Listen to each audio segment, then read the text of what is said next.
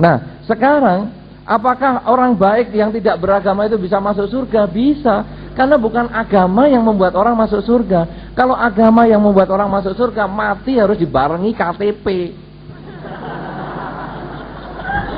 Karena nanti untuk menunjukkan di sana, begitu mati agamamu apa? Nih, oh ya, KTP-nya agama A, kamu ini surga kapling A itu. Agama apa? B, surga kapling B.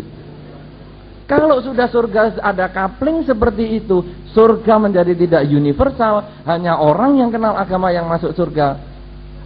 Kasihan orang zaman sebelum agama.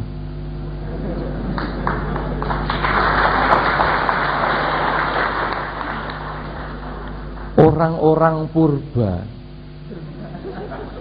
yang ditemukan di Sangiran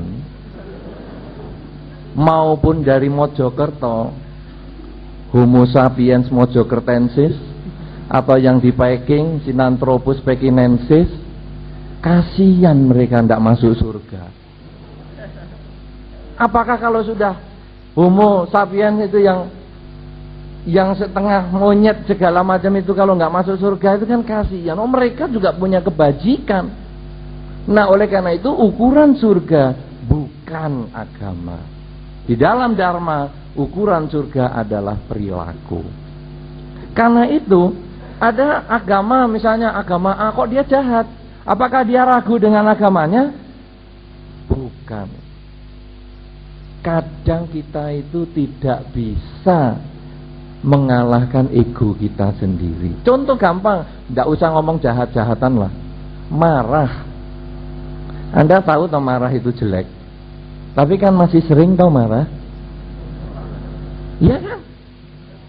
Ini karena marah ini kan jelek. Apa Anda tidak yakin kalau marah itu jelek? Karena dengan marah Anda itu sudah menjelekkan muka dulu. Tidak ada marah sampai senyum-senyum, ya. Tidak ada. Marah mesti menjelekkan muka. Jadi marah itu mesti jelek. Tetapi Anda tetap rajin menjelekkan muka, memelototkan mata, memoncongkan mulut,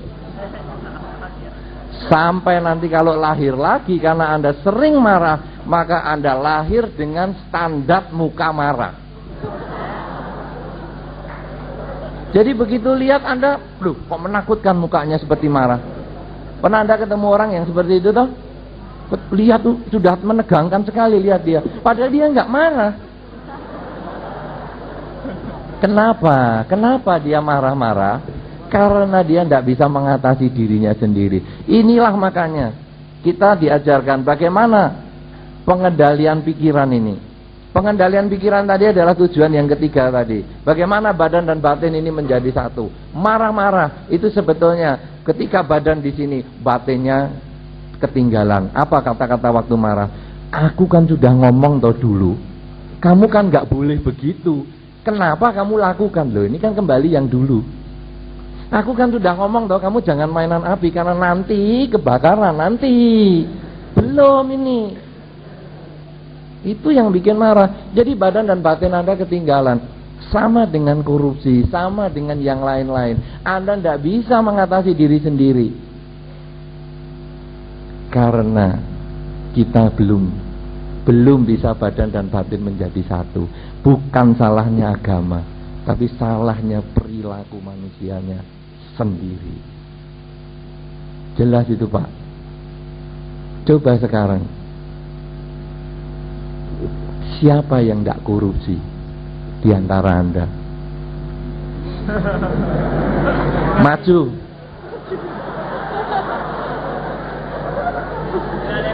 Ayo maju yang tidak pernah korupsi. Jangan ngomong cuman korupsi uang loh ya. Korupsi waktu. Siapa yang tidak pernah? Apa karena Anda tidak yakin sama agamanya? Bukan. Karena Anda sendiri nggak bisa ngatasi dirinya sendiri. Karena itu ada sistematika untuk ngatasi sendiri. Apa itu?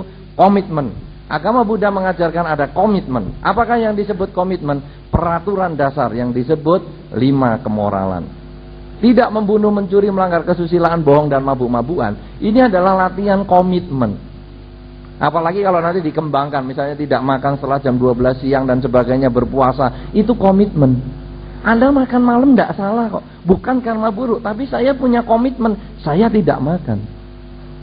Dengan begini kita menjadi punya latihan bahwa saya bertekad untuk tidak makan. Kalau saya sudah bisa mengatasi keinginan makan yang sudah saya derita sejak saya masih dalam kandungan, sehingga orang yang mengandung makannya double-double, itu kan karena ini kebutuhannya si jabang bayi katanya.